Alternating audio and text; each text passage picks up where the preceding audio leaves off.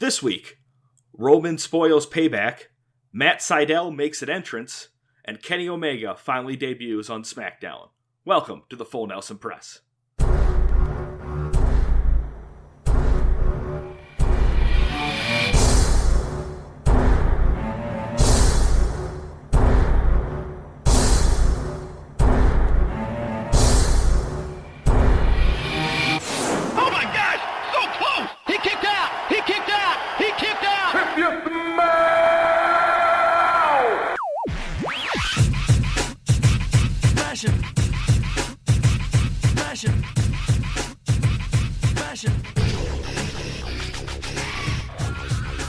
Hello everyone and welcome to the Full Nelson Press. My name is Brandon Kirkpatrick. I'm here with my co-host Peter O'Brien. You can find him on Twitter at MVP360. You can find myself on Twitter at JohnnyJONNY_Tango. And you can follow the Full Nelson Press on Twitter at TFNP.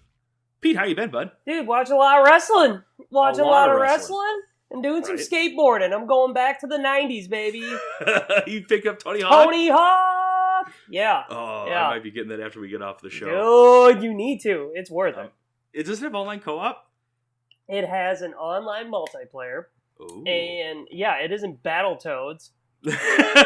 So couch co-op only. That sucks. I didn't go into the multiplayer. I've just been doing like the progression of the first game. Mm-hmm. Collecting skate, jumping off cars, blah blah blah blah. Getting some secret tapes. Yep, trying to find one right now, but I haven't done multiplayer yet. But I think it'll be a good time, so we'll see. Well, people aren't here to listen to us review about Tony Hawk. Why Let's not? talk about WWE Payback. Was last Sunday. First match of the night. It was from the kickoff show. It was Ruby Riott versus Liv Morgan and the Iconics. What an emotional match. People cried. It was a tearjerker, man. I really felt for this one. Why was this not the main event of the entire show? So wait, now, folks, this could be me. I can't remember if it was on Raw when they broke them up the following night, or this was just the... Okay, so the Payback match was terrible, right? Yes. Can we agree on that? It was Absolutely. Sloppy. It was bad. Liv Morgan didn't look like she knew what she was doing. But, like, they won, and I kind of looked at that. I'm like, that's weird. So then Raw rolls around, and they start just bawling. I had it on silent, just watching it, and I'm like, what is the big deal? So I turn it up, and they're like, they're no longer friends. I'm like, no, yeah, they are. Like, and we'll get to it later, but I see it on Instagram. They're still buds, so what? Well, no, so they can't be a tag team anymore. That's is so what dumb. It is. That's so dumb. How fast the WWE just completely dismantles, because like the Kabuki Warriors gone, Iconics gone, no more Bliss and Cross, Sasha Banks and Bayley are feuding. We'll get to that, but the whole women's tag division, they broke up all of them in a matter of 60 days. So pointless. They're going to get rid of those belts.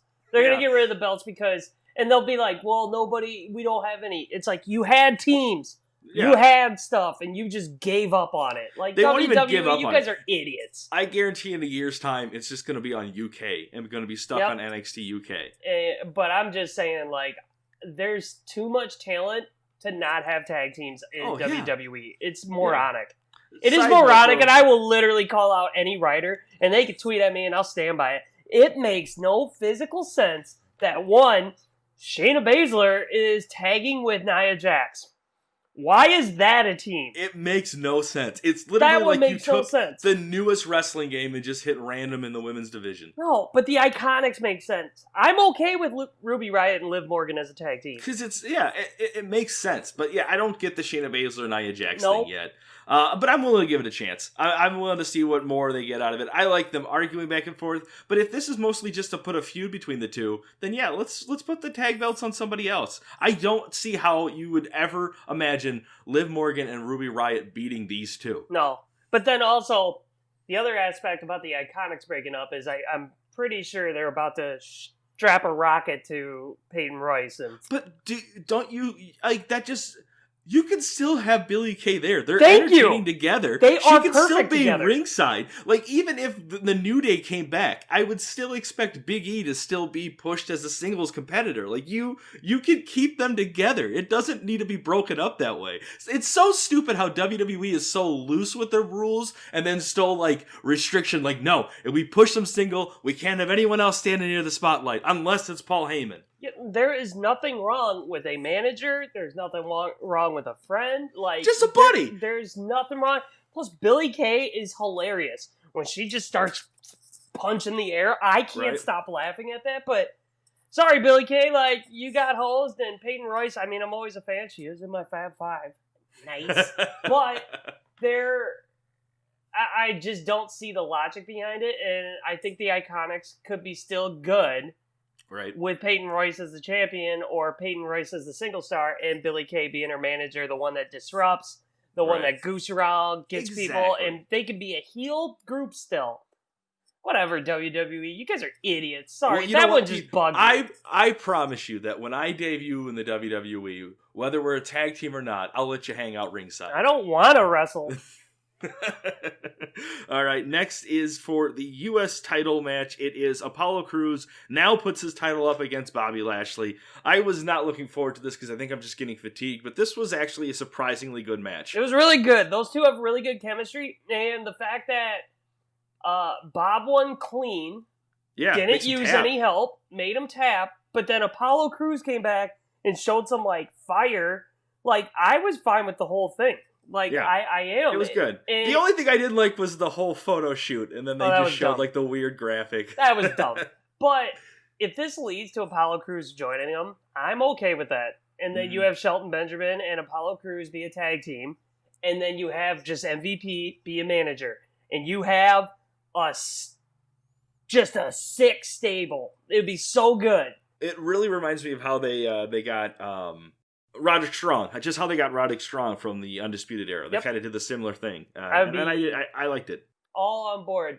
Plus, Bobby Lashley and Apollo Crews actually work really well together. And Bob Lashley has actually been putting on some decent matches with people. He has. Right? I think they, like, dropped the Lana thing, and this is WWE kind of be like, you know what, our bad. Let's kind of turn you into a monster, and I'm really enjoying it.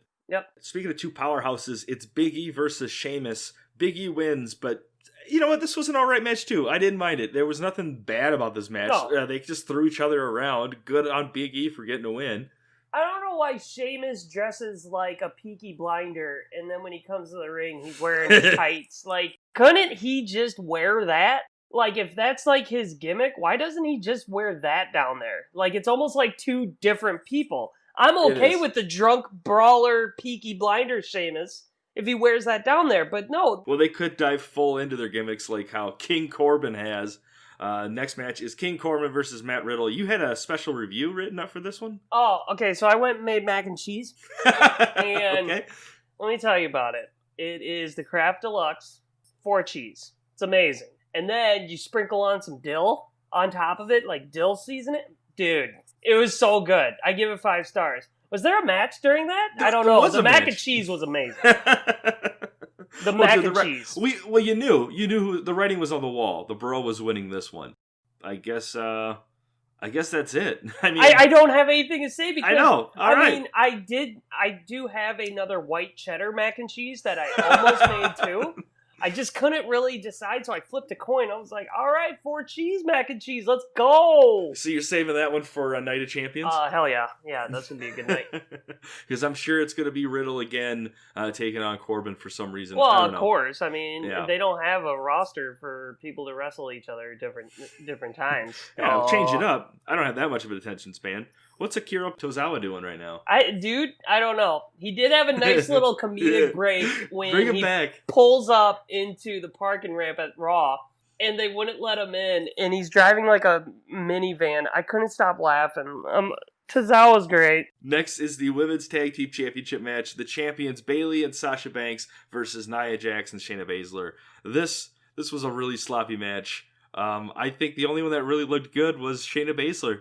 Dude, like she tapped out both. I thought that place. was awesome. Oh, dude, this was a big push for her. I liked it. I loved this. I'm okay with them being champions if it's going to end up being something. But man, they just gutted the tag division for the women.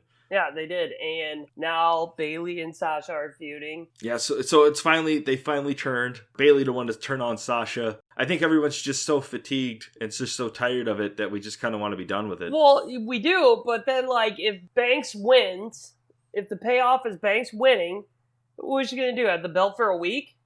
Exactly. She can't defend it. Is this the final time that she finally puts they put her over, is she takes on Sasha for the win? Yeah, but who's going to step up next? It looks like it's probably going to be Baszler. She's finally going to get her chance. And there's no way you're going to look at Banks and Baszler and not put it on Baszler right now. Exactly how hard they're putting her. Yeah, she just made both of them pin at the same time. Yeah, so again, they're just putting Sasha in a bad spot. And it's just stupid. Next, it's Randy Orton versus Keith Lee. Another great match. I thought Payback was really good. It was almost like the better version of SummerSlam. What did you call it, Pete? Yeah, the Snyder cut of SummerSlam. It was all the good stuff got put in because Keith Lee beating Orton clean. Clean. And no RKO at all. No RKO. He beat him clean, and I was like, okay, I guess that's still good, but I'm still wishy-washy with Keith Lee now on the main roster because I'm just well, wait, so is Orton just done being the legend killer? What's going on? That's it? Right. I'm glad Keith Lee won clean, but also at the expense of Orton, you're just kind of wait a second, he's kind of in this little mega push right now. Maybe it was just the finish, because the finish was just Keith Lee throwing his spirit bomb, and that was it. I mean, they both take bumps off the announce table, but nothing really memorable was oh yeah, you're right, Keith Lee beat Randy Orton. There was nothing to that. Yeah, well, Randy Orton matches, there's never anything memorable until the end. That's true. Out of nowhere. They're just slogs of matches. They just take forever. Speaking of slogs of matches, it is Rey and Dominic Mysterio versus Seth Rollins and Buddy Murphy. Took too long. I was over this match. I'm over this whole thing. I'm sorry.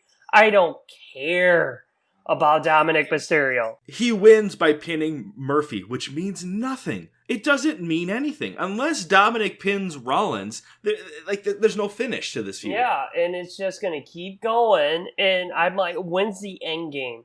Because Ray lost a freaking eye, and they're still going. What's next? All right, we're just going to decapitate one of them. It's going to happen. You can only put these 4 competitors in different matches so many times before you're just repeating yourself. I'm just so tired of it, and it's now a skip. I just don't care about those anymore. Exactly, because it doesn't matter what the outcome is at this point. I'm no longer invested in any character. I love the Messiah, but again, you have such an amazing roster. Why are you just using it on Rey Mysterio? Thank you. It's just Rey Mysterio, and it's just come on.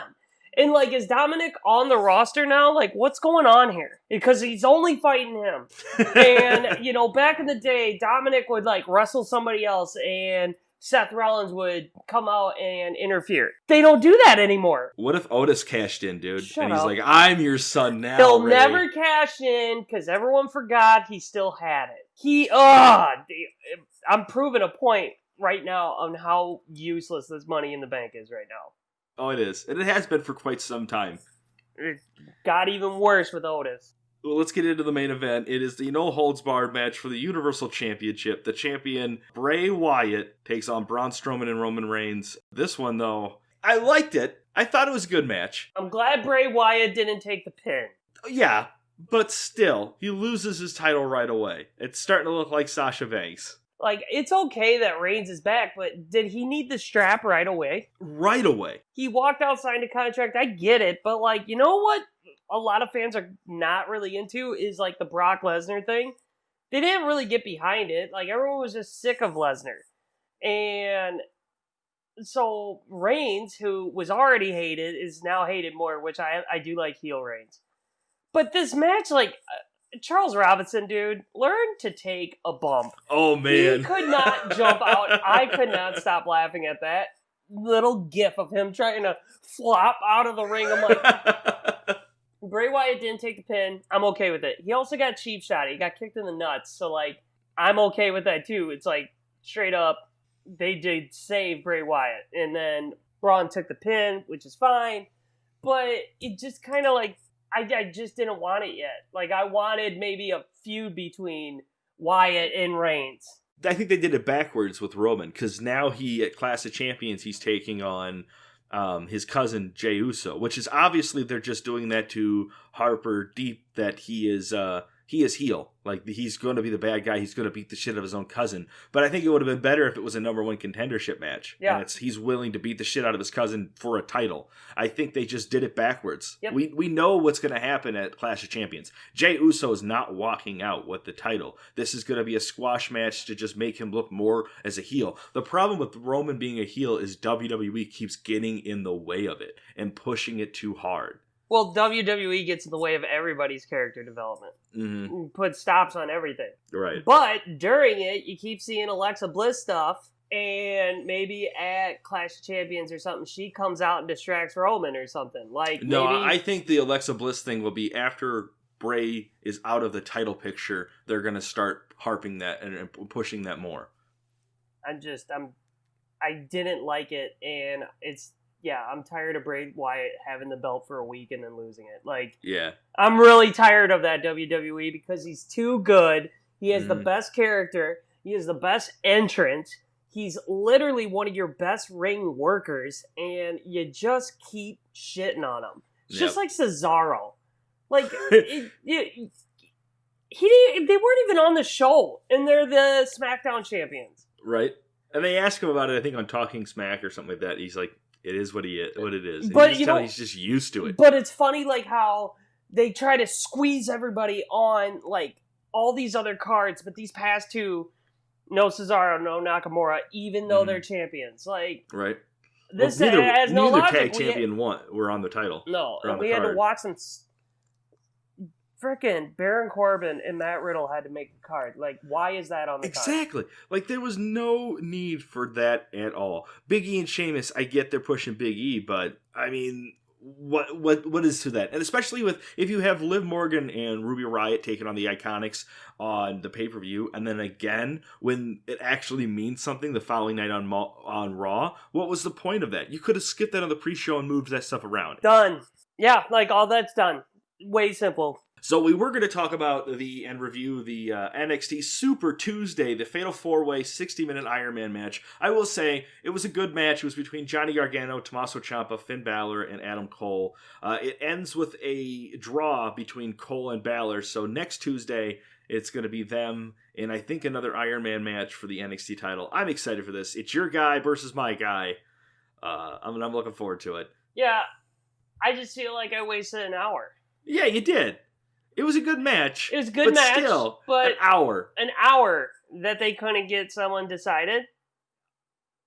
I was kind of ticked about it because I'm like, wait a second. They couldn't figure out and they want to ride this a little longer? Yeah. That's dumb. You could have did this rivalry way back when, but instead you just like wasted an hour and now you're doing another match. Balor's winning. Hate to tell you, like he's I think gonna he win. Is too. I want it to be Cole, but yeah, it'll be Balor. And good, he should win. He should be running NXT right now. All right, you ready to just argue for like the next 20 minutes? Let's get into AEW All Out. Yep. Big Swole versus Britt Baker in a tooth and nail match. Wasn't good. It wasn't good at all. No. Oh, this was so bad. The commentators were louder than Swole, and I think that was a problem because she was saying stuff and you couldn't even understand her or hear. Yeah. It was... The women's division is what's lacking in AEW. Like, really bad. Yeah. I don't know who Reba is, but she might be my favorite female wrestler on the roster right now. Yeah, like, it's just kind of... They're just light years behind the men, except for... Sheeta, and like, yeah, they don't have it yet. Like, no, the women, they don't. That's why there's ladies out there that I feel could really boost them up. But right now, the women's division, like, those matches pop up, I'm just over it. Plus, Britt Baker's married to Adam Cole, so you can already see how lame she is. Oh, whatever, dude. That was a lame... That whole thing with the Novocaine at the end, where... I was just like, what? And then she immediately wakes up as soon as the bell rings. Oh, just so campy. So cartoony. I hated it. Yep. Next is the Young Bucks versus Jurassic Express. What I loved about this match was there was no feud between the two. It was literally just to climb the rankings in the tag contendership, which I really liked. A lot of fun. There was a little bit of sloppiness, a little bit of timing issues, but I did really enjoy this match. It's a good match. I like them both. I like watching them both. Yeah, they were fun. Luchasaurus just dives into the crowd at one point, so that was the thing. At least he was wearing a mask. Yes, he does wear a mask, so he's safe. I mean, I like them. I like watching these two when they're in the ring. I'm fine with it. And yeah, this match matters because they put rankings up. They put ratings of wins and losses. Right. You can actually see if this matters. Friends or enemies, it was a ranking match. And I love that. That was really refreshing to see. You don't need a face and a heel every freaking time, WWE. Let people actually fight for a championship. It's just like sports. Like, some people like the Twins, some people like the Yankees. But, like, they don't try to make one an enemy. Just let the game play out. Whoever wins, wins. Where AEW, that's awesome. This makes perfect sense, and I love it. Yeah, so Jungle Boy, he continuously kicks out of everything until he just can't kick out no more, and the Young Bucks win. Thoroughly enjoyed it. And it's exciting to see where all four of these competitors go. The Young Bucks grow more and more on me, and I think it's the more I get to see of them in 2v2 matches, more than 8-man tag matches, that I really get to see how talented they are. Yep. Let's get to the 21-man Casino Battle Royale. You know, the rules to this are a little complicated, but they do a really good job explaining them, and when you see it in motion, it's actually really, really fun. It's not the Rumble, but it's something else, and it goes by a lot faster, but I liked it. I think last year they did it on the pre-show, so I missed it, but I liked it. Yeah, it was good, and I like who won. Are we going to talk about the botch? Yeah, let's just get into it. Matt Sydal, man, poor guy. Oh man, poor guy. And I'm reading like some people are like, I feel so bad. Listen, it's called a high risk move for a reason. Exactly. And he slipped and he fell, and you're just like, oof. And the guy who he's supposed to hit rolls over, and I think that makes it even worse. Like, if he slips and falls, just be like, damn it. And, like, he hurts himself because it was his mistake. But the fact that the guy who was laying down tries to roll over and, like, flop with him, I'm like, oh, that makes it look worse. Dude, I think at one point he was trending more than the actual event was on Twitter. It was bad. Some cool spots. I really like seeing Cage versus Lance Archer. Yep. That was kind of cool. Sean Spears was hilarious. Yep. Up until getting eliminated. We got an appearance from Billy Gunn, Jake the Snake, and Tully Blanchard. And then Cage, he puts Darby in a body bag and just throws him outside the ring. Darby Allin is going to die in a wrestling ring. Like, this guy just doesn't care. I loved it, though. If he wants to do it, fine. But, like, yeah, Brian Cage is cool. Like, he's a good piece to AEW. The Murder Hawk winning makes perfect sense. But it was weird, because, like, they're outside the ring. It's him and Eddie Kingston, and then Jake the Snake's out there just trying to show his snake in the bag, and it's just not doing anything. Like, at some point, just, that's not needed. I think the whole finish was cool up until him just trying to show a snake off to people. And, I mean, it makes sense for, later on in the night. But the Murder Hawk pulling out Murder Chicken. And I dig it. I like him with Jake the Snake as his manager, too. Like, it's a good combo. Like, I really dig it. Congrats to the Murder Cock. We'll get on to Matt Hardy versus Sammy Guevara in a broken match, which broken Matt rules. Broke. Matt broke. What a shitty match. First of all, he should not have been able to compete. Thank you. After he fell, they can't be like, in 60 seconds, they say they do a concussion test on him. That was the end of the match. Say Sammy won and write it up and figure it out. But, like, at no point after that, he had rubber legs. He shouldn't have been competing after he took that fall. And shame on AEW for letting them do that. All right, get off your pedestal, okay? Shame on them. Shame on them. Yeah, they should have stopped it. I'm serious. They should have stopped it, but I don't care. I'm not going to cry about it. Like, I'm not going to cry about it either. But if you want this talent to continue to be popular, you have to take care of your talent. Well, Matt Hardy is a little too old and a little not in shape to be taking on Sammy Guevara in an extreme match. Like, why would he do this? He signed off. All right, so it wasn't all AEW. But it's like that bit from South Park where they throw the shooting star into his eye and he's like, I feel a little woozy, guys. Well, and guess what? Butters still win. So, yeah, the bump was bad, okay? It was bad. I get it. He went. I kind of feel bad for Matt Hardy, but also he did do the match. He did do it. It should have been called. I will say that. But let's not go hard because WWE does it, NXT does it. There's a lot of people Goldberg and Undertaker shouldn't have happened. Oh yeah, you're right. Goldberg almost killed Undertaker twice because he was concussed. I mean, this match finished. I hope it's over. And you know what, Matt Hardy should not be doing these anymore. He should not physically be doing this anymore. He can do a wrestling match. I'm okay with it. But you're no longer the, stream boy. You're not. You're broken, you're old, you're weird now. Run with that. Maybe AEW is just not the fit for him, because he did get hit in the chair 2 weeks back as well. So he hasn't had the best time. But he keeps putting himself in these situations. Oh, no, you're right. You're right. It feels like you're victim blaming, Pete. I'm just over it. I've heard so many people have these sad, oh my God, yeah, great. He got concussed. He's at home. It was a bad fall. You can't do anything more about it. It's over. And also, yes, I do agree it should be done. But come on. Matt Hardy agreed to this match when we all know physically Matt Hardy waddles to the ring. He's not the same Matt Hardy. And he shouldn't be doing these. He shouldn't be doing these matches. It's same with Jericho. I think Jericho's the GOAT. But you can see his age starting to come through a lot more now in matches. Yeah, you can. All right, next it is the AEW Women's Champion defense against the NWA Champion. This is good. It was a good match. I think it was smart because Thunder Rosa's good.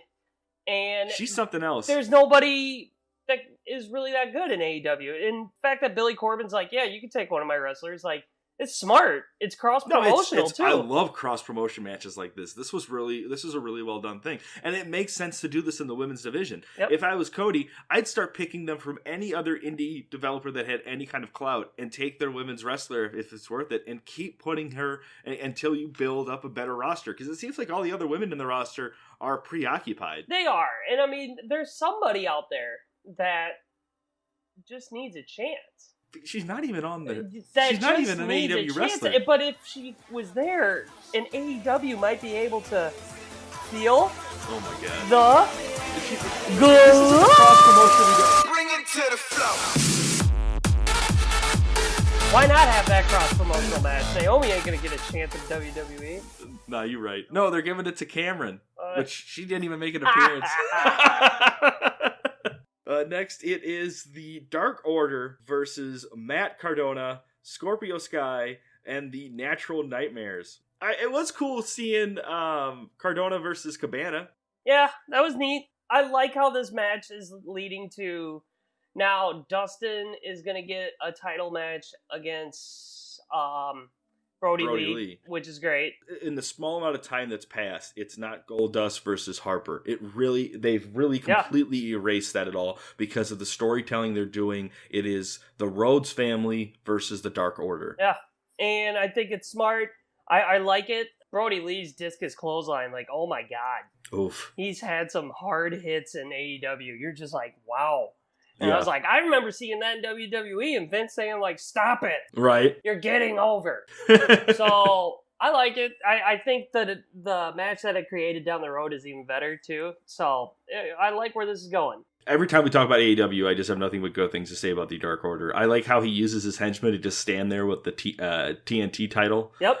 It really is WWE has tried for so long to like master this Ministry of Darkness kind of thing, and I think this Dark Order is like the version 2 that everyone's wanted, because it's a really cool collection of wrestlers. It's just madness. There's no purpose to it other than, you know, the leader that is Brody Lee, and I'm really liking it. Yep, I do too. I think it's a great little group. Next, it's FTR versus Kenny Omega and Adam Page for the AEW Tag Team Championship. This was cool. Side note, Kenny Omega was on SmackDown Live. Yeah. In the Thunderdome. He's good for him. Watch some wrestling. Yeah, he didn't think anyone would notice. Yeah. It's like, no, we noticed. You're one of the biggest wrestlers ever, and you're sitting right there. Yep. The match was really fun. This might have been my match of the night. It's good. Really good match. It makes and sense. FTR wins. Yep. It makes sense. I love how they give Hangman 2 beers after they end up finishing. Yeah. I loved it. I loved the whole Well, thing. because they've been like talking to Hangman, and I think there might be something with those 3 here soon. Because Kenny Omega, like, he's turning on Kenny. Like, I think Kenny's going super dark here soon, which is good. Because when he was in New Japan, he had some cool heel gimmicks. So, I'm really pumped for that. I'm glad the belt's on a tag team now. Like, I was kind of over having it, Hangman and Kenny. But, yeah, I'm pumped. Good for the FTR.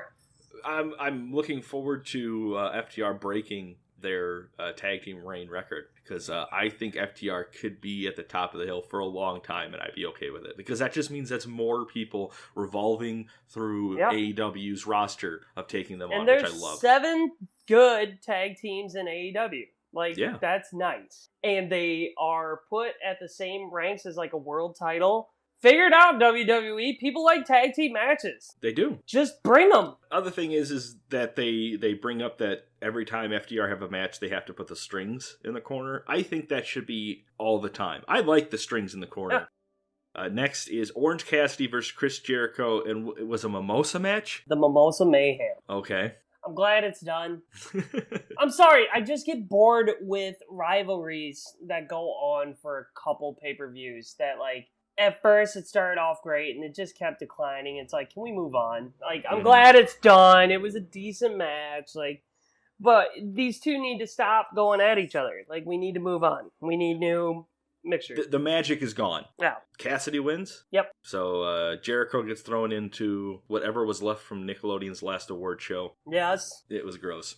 Next, the main event. Jon Moxley puts his AEW championship on the line against MJF. This match is really good. I'm glad Moxley won, just for the sheer sense that the Murder Hawk is now the #1 contender for the title. This actually could be Lance Archer winning, because I don't think you would put MJF in that situation to take on the Murder Hawk. But apparently now Wardlow and MJF are starting to, like, you know, be at each other's heads. So that could lead to something. You now have Lance Archer coming after Moxley. So that's going to be an awesome match. Yeah. I'm really looking forward to that. Those 3 promos are going to be great. Like, this is fun. Like, this all leads to something good. Like, dude, we get a reunion to Moxley and Jake the Snake. Right? Remember when he was on WWE and they threw that snake over him? He was just smiling from ear to ear. Yeah, like, I'm pumped. Like I said, AEW set up for the future. It doesn't just say, here's where we're at, where WWE has a blind spot, like a wall of, like, I can't see farther than this outcome. I don't know what else to do. Exactly. Where AEW is like, hey, now we got this, now we got this, now we got this, and all this is going to just keep building and building and building.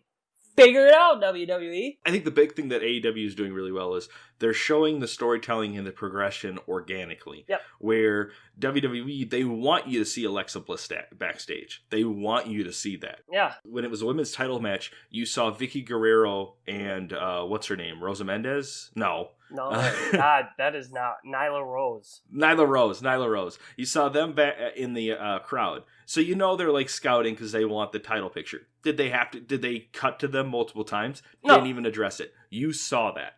And I think there's more of an organic flow with AEW. Yes. So that's it, man. That's it. Yeah. All right. So, yeah. hey, dud of the week. I'm going to go with Vince McMahon.